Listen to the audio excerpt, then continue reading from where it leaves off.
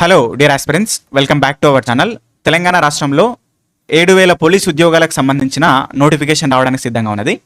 ఇక్కడ చూసినట్టయితే GOMs number 78 ద్వారా 5,000 పోలీస్ ఉద్యోగాలకు సంబంధించి నోటిఫికేషన్ కోసము ఆర్థిక శాఖ అనుమతులు జారీ చేసింది. దాంతోపాటు జీఓఎంఎస్ నంబర్ 84 ద్వారా తెలంగాణ స్పెషల్ ప్రొటెక్షన్ ఫోర్స్ TGSPFలో 1424 పోస్టులకు నోటిఫికేషన్ కోసం అనుమతులు ఇచ్చింది. మొత్తంగా 5,000 ప్లస్ 1424, సో 6,424 పోస్టులకి ఆర్థిక శాఖ అనుమతులు లభించినాయి. కాబట్టి వీటికి నోటిఫికేషన్ ఎప్పుడైనా రావచ్చు. అయితే ఇంకొక 576 పోస్టులు జైల్స్ ఆర్ ప్రిజన్స్కి సంబంధించినటువంటి అవకాశం ఉన్నట్టుగా సమాచారము. కాబట్టి మొత్తంగా 7,000 పోస్టులకు సంబంధించిన నోటిఫికేషన్ అనేటువంటిది ఎప్పుడైనా రావచ్చు. డిపార్ట్మెంట్లో దాదాపు 20,000కి పైగానే ఖాళీలు ఉన్నాయి.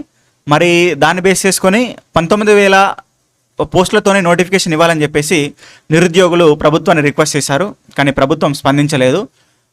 సో దాన్ని బేస్ చేసుకొని ఇప్పుడు ఈ నోటిఫికేషన్లో అయితే 7,000 పోస్టులు మాత్రమే ఉంటాయని చెప్పేసి మనం అనుకోవచ్చు. అయితే ఇక్కడ ఎడ్యుకేషనల్ క్వాలిఫికేషన్స్, అదేవిధంగా ఏజు, అదేవిధంగా సిలబస్, సెలక్షన్ ప్రొసీజర్ అనేటువంటిది ఎలా ఉంటుంది అనే దాని గురించి మనం ఇక్కడ చూద్దాము. కాబట్టి ఇక్కడ చూస్తే కానిస్టేబుల్ అభ్యర్థులకు 10+2 ఆర్ ఈక్వాలెంట్ అంటారు. అంటే ఇంటర్మీడియట్, దానికి సమానమైనటువంటి పాలిటెక్నిక్ లాంటి కోర్స్ కంప్లీట్ చేసినటువంటి వాళ్ళకి కూడా ఇక్కడ ఎలిజిబిలిటీ ఉంటుందన్నమాట కానిస్టేబుల్ వాళ్ళకి. ఒకవేళ ఎస్ఐకి ప్రిపేర్ అయినటువంటి అభ్యర్థులకి డిగ్రీ అనేది కంప్లీట్ చేసి ఉండాలి. ఎనీ డిగ్రీ, ఏదైనా సరే డిగ్రీ కంప్లీట్ చేస్తుంటే అది ఎస్ఐకి ప్రిపేర్ అవ్వడానికి, ఆ జాబ్ తెచ్చుకోవడానికి ఎలిజిబిలిటీ ఉంటుందన్నమాట. కాబట్టి అది ఎడ్యుకేషనల్ క్వాలిఫికేషన్ సంబంధించి. ఇక నెక్స్ట్ ఏజ్, ఎంత వయసు వరకు కూడా ఈ పర్టికులర్ పోస్టులకి అప్లై చేసుకోవచ్చు అనేటువంటిది మనం చూసినట్టయితే ఇక్కడ బేసిక్గా కానిస్టేబుల్ పోస్టులకు సంబంధించి 18 నుంచి 22 సంవత్సరాలు, అదేవిధంగా ఎస్ఐ పోస్టులకు సంబంధించి 21 నుంచి 25 సంవత్సరాలు అనేటువంటిది బేసిక్ ఏజ్ అనేది అవసరం ఉంటుందన్నమాట. కానీ ఈ మధ్యన మనం చూస్తే మే నెలలో 18వ తేదీన జీఓఎంఎస్ నెంబర్ 87 ద్వారా యూనిఫామ్ పోస్టులకి కూడా 5 సంవత్సరాల ఏజ్ని పెంచుతూ ప్రభుత్వం అనేది అనుమతులు జారీ చేసింది. సో దాన్ని బేస్ చేసుకొని ఇక్కడ కానిస్టేబుల్కి ప్రిపేర్ అయినటువంటి అభ్యర్థులు 22+5 అంటే 27 ఇయర్స్ వరకు, అదేవిధంగా ఎస్ఐ ప్రిపేర్ అయిన అభ్యర్థులు ఇక్కడ 30 ఇయర్స్ వరకు, అంటే 18 to 27, 18 to 30 అనేటువంటిది ఇక్కడ బేస్ అనేటువంటిది మారిందనమాట ఏజ్. అయితే దాంతోపాటు ఇక్కడ చూసినట్టయితే బీసీ, ఎస్సీ, ఎస్టీ, ఈడబ్ల్యూఎస్ క్యాండిడేట్స్కి 5 years రిలాక్సేషన్ ఉంటుంది. 5 years రిలాక్సేషన్ ఉంటుంది. కాబట్టి దాన్ని బేస్ చేసుకొని 27+5 అంటే 32 ఇయర్స్ అనేటువంటిది మాక్సిమం ఏజ్ లిమిట్ అనేటువంటిది చూసుకోవచ్చు బీసీ, ఎస్సీ, ఎస్టీ, ఈడబ్ల్యూఎస్ వాళ్ళకి. ఓసీ వాళ్ళకైతే 27 ఇయర్స్ వరకే అనేటువంటిది మనం గమనించాలి. అంటే బేసిక్గా 22, 5 years పెంచారు కాబట్టి 27. దాంతోపాటు బీసీ, ఎస్సీ, ఎస్టీ, ఈడబ్ల్యూఎస్ అభ్యర్థులకి 5 years రిలాక్సేషన్ బేస్ చేసుకొని 32 ఇయర్స్ అనేటువంటిది ఏజ్ లిమిట్ అనేది ఉంటుంది. ఎస్ఐ ఉద్యోగాలకి ఇక్కడ చూసినట్టయితే బేసిక్ ఏజ్ అనేటువంటిది 21 to 25. అయితే జీఓఎంఎస్ నెంబర్ 87 ద్వారా 5 సంవత్సరాలు పెంచారు కాబట్టి 30 years అయింది. మరి ఇక్కడ బీసీ, ఎస్సీ, ఎస్టీ, ఈడబ్ల్యూఎస్ అభ్యర్థులకి మరొక 5 years రిలాక్సేషన్ ఉంటుంది కాబట్టి సో 30+5 35 years అనేటువంటిది ఇక్కడ ఎస్ఐ అభ్యర్థులకు ఉండేటువంటి మ్యాక్సిమం ఏజ్ లిమిట్ అనమాట. అది కూడా బీసీ, ఎస్సీ, ఎస్టీ, ఈడబ్ల్యూఎస్ వాళ్ళకి. ఓసీ వాళ్ళకైతే 30. కాబట్టి ఇది చూసుకోవాలి. దీంతోపాటు సర్వీస్ మెన్ అయితే 3 years, ఎన్సీసీ ఇన్స్ట్రక్టర్స్ అయితే 3 years. ఒకవేళ మీరు స్టేట్ గవర్నమెంట్ కార్పొరేషన్స్ అంటే TG, Transco, Genco, NPDCL, SPDCL, అదేవిధంగా ఆర్టీసీలో పనిచేస్తుంటే మీ యొక్క సర్వీస్ పీరియడ్ని బేస్ చేసుకొని మాక్సిమం 5 years వరకు రిలాక్సేషన్ ఉంటుంది అనమాట. కాబట్టి అది మనం అక్కడ చూసుకోవచ్చు. ఒకసారి నోటిఫికేషన్ వచ్చిన తర్వాత క్లియర్గా మళ్ళీ ఒకసారి ఎక్స్ప్లెయిన్ చేసే ప్రయత్నం చేస్తాను. కాబట్టి ఇది ఎడ్యుకేషనల్ క్వాలిఫికేషన్, అదేవిధంగా ఏజ్ లిమిట్ అనేటువంటిది ఇక్కడ మనం చూసుకోవాలి. అయితే ఒకవేళ ఇక్కడ సెలక్షన్ ప్రొసీజరు, అదేవిధంగా సిలబస్ ఏముంటుంది అనే దాని గురించి మనం ఇక్కడ చూస్తాము. కాబట్టి ఇక్కడ ముందుగా కానిస్టేబుల్ ప్రిపేర్ అయిన అభ్యర్థులు చూడండి. సెలక్షన్ ప్రొసీజర్ వచ్చేసి మనకు first of all preliminary written test అనేది ఉంటుంది. సో ఫస్ట్ ఇక్కడ ప్రిలిమినరీ రిటన్ టెస్ట్ అనేది ఉంటుంది. దాంతోపాటు నెక్స్ట్ వచ్చేసి physical efficiency test and physical measurement test అంటారు. Physical efficiency test, physical measurement test అనేది ఉంటుంది.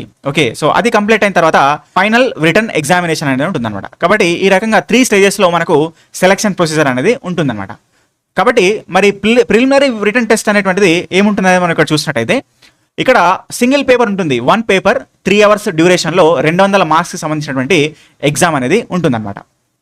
So 200 marks, 3 hours duration, only single paper. ఇది జస్ట్ క్వాలిఫైయింగ్ టెస్ట్ మాత్రమే. ఈ మార్క్స్ అనేటువంటివి ఫైనల్ మెరిట్లో కన్సిడర్ చేయరు, జస్ట్ క్వాలిఫై అయితే సరిపోతుంది. ఇందులో క్వాలిఫై అయితే నెక్స్ట్ ఫిజికల్ ఎఫిషియన్సీ టెస్ట్ లేదా ఫిజికల్ మెజర్మెంట్ టెస్ట్లోకి మనం వెళ్ళొచ్చు అనమాట. కాబట్టి ఇది దీనికి సంబంధించింది. ఇక నెక్స్ట్ ఇక్కడ physical efficiency test and measurement టెస్ట్లో ఏముంటాయనేది మనం ఇక్కడ చూసినట్టయితే ముందుగా 1600 మీటర్స్ 800 మీటర్స్ సంబంధించినటువంటి రన్నింగ్ టెస్ట్ ఉంటుంది అనేటువంటిది ఇక్కడ చూసుకోవాలి. ఓకే, సో ఇక్కడ మెన్ క్యాండిడేట్స్ పురుషులకైతే 1600 మీటర్స్ యొక్క రన్నింగ్ టెస్ట్ ఉంటుంది. దాన్ని వితిన్ 7 minutes 15 secondsలో కంప్లీట్ చేసుకోవాలి. ఓకే, సో 7 minutes 15 secondsలో కంప్లీట్ చేసుకోవాలి. అదే ఒకవేళ ఉమెన్ సంబంధించి ఓకే, సో స్త్రీ అభ్యర్థులకు సంబంధించినట్లయితే 800 మీటర్ల రన్ టెస్ట్ అనేది ఉంటుంది. దాన్ని 5 minutes 20 secondsలో కంప్లీట్ చేసుకోవాలి. ఓకే అనేటువంటిది ఇక్కడ గమనించాలి. అయితే ఇక్కడ ఉన్నటువంటి ఏదైతే 1600 మీటర్స్ అదేవిధంగా 800 మీటర్స్ ఆఫ్ రన్ టెస్ట్ ఏదైతే ఉందో, రన్నింగ్ ఈవెంట్ ఏదైతే ఉన్నదో, అది మీరు కంప్లీట్ చేసేటటువంటి టైం పీరియడ్ని బేస్ చేసుకొని కూడా ఓకే మీకు వెయిటేజ్ అనేది ఇవ్వబడుతుంది అనమాట. సో ఇక్కడ చూసినట్టయితే మీరు చేసేటటువంటి 1.6 kilometers రన్ టెస్ట్ మెన్కి, అదేవిధంగా 800 మీటర్స్ రన్ టెస్ట్ ఫర్ ఉమెన్స్కి ఓకే మీరు కంప్లీట్ చేసినటువంటి టైం పీరియడ్ని బేస్ చేసుకొని ఓకే మీకు మార్క్స్ ఇవ్వబడతాయి అనేటువంటిది చూసుకోవాలి. అంటే మీరు ఒకవేళ మెన్ క్యాండిడేట్స్ అయితే 4 minutes 15 secondsలో లేదా లోపల కంప్లీట్ చేస్తే మీకు 100 మార్క్స్ అనేవి అలాట్ చేయబడతాయి.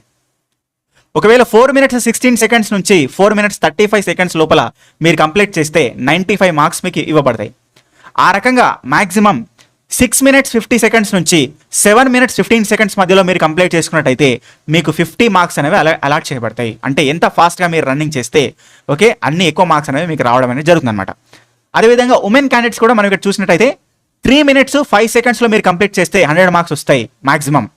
అదేవిధంగా 5 minutes 6 seconds నుంచి 5 minutes 20 seconds లోపల మీరు కంప్లీట్ చేస్తే 50 మార్క్స్ అనేవి వస్తాయి అనమాట. కాబట్టి ఆ రకంగా మీరు ఎంత ఫాస్ట్గా రన్నింగ్ చేయగలిగితే అంత ఎక్కువ మార్క్స్ అనేటువంటిది రావడానికి అంత ఎక్కువ స్కోర్ చేయడానికి అవకాశం అనేటువంటిది ఉంటుంది అని ఇక్కడ మనం గమనించాలి.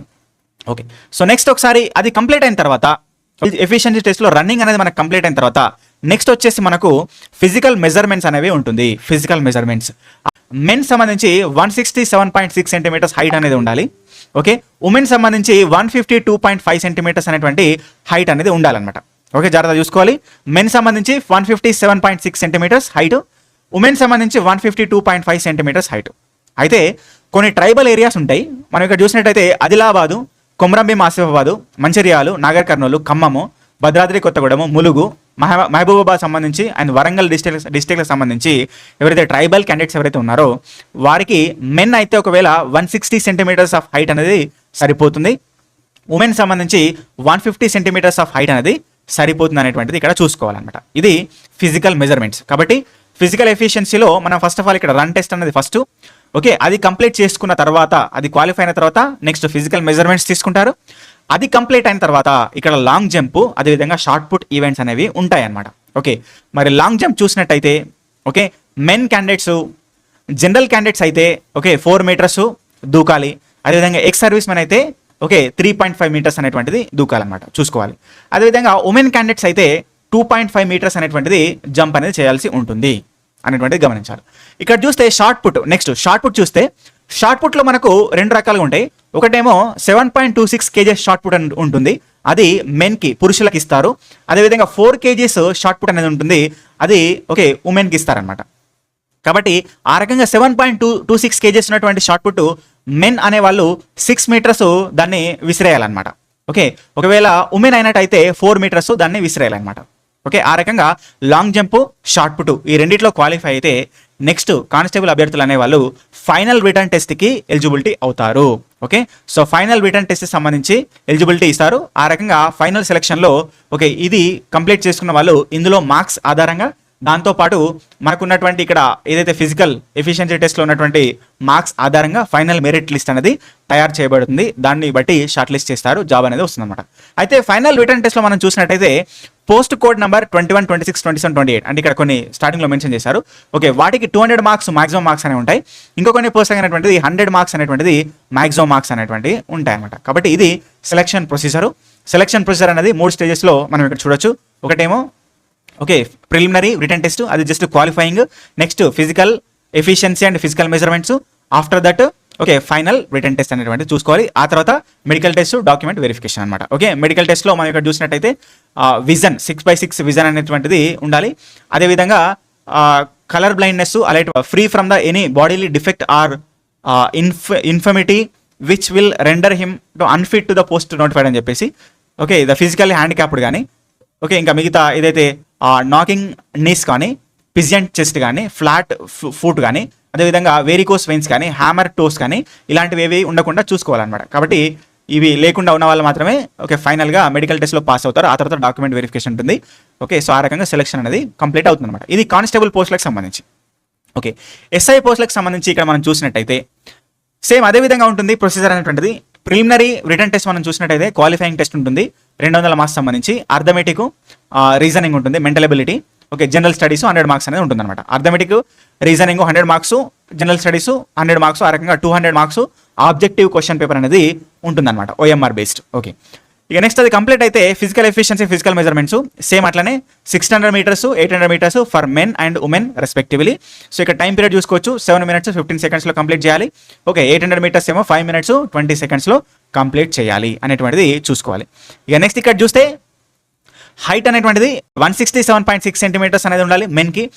ఉమెన్కి వచ్చేసి 152.5 సెంటీమీటర్స్ అనేటువంటిది ఉండాలన్నమాట ఉమెన్కి. అయితే ట్రైబల్ ఏరియాస్లో చెప్పినట్టుగా 160 centimetres for men, 150 centimetres for women అనేటువంటిది ఉండడం అనేది జరుగుతుంది అనమాట. సేమ్ ఇక్కడ లాంగ్ జంప్, షార్ట్ పుట్ కూడా same 7.26 kgs and 4 kgs shot put ఇస్తారు. లాంగ్ జంప్ కూడా సేమ్ అంతే. ఆ లాంగ్ జంప్ ఇక్కడ చూసినట్టయితే 4 meters అనేటువంటిది, okay, long jump 4 meters jump అవ్వాలి. అదేవిధంగా ఉమెన్ సంబంధించి 2.5 meters జంప్ అవ్వాలన్నమాట. అదేవిధంగా షార్ట్ పుట్ సంబంధించి 6 meters 4 meters సేమ్ అదే విధంగా ఉంటుందన్నమాట. సో ఇది కంప్లీట్ అయిన తర్వాత ఫైనల్ రిటర్న్ టెస్ట్ అనేటువంటిది ఇక్కడ ఉంటుంది. ఇక్కడ ఫైనల్ రిటర్న్ టెస్ట్లో ఎస్ఐకి సంబంధించి 4 పేపర్లు ఉంటాయి. పేపర్ 1, పేపర్ 2, పేపర్ 3, పేపర్ 4 అని చెప్పేసి అంటారు.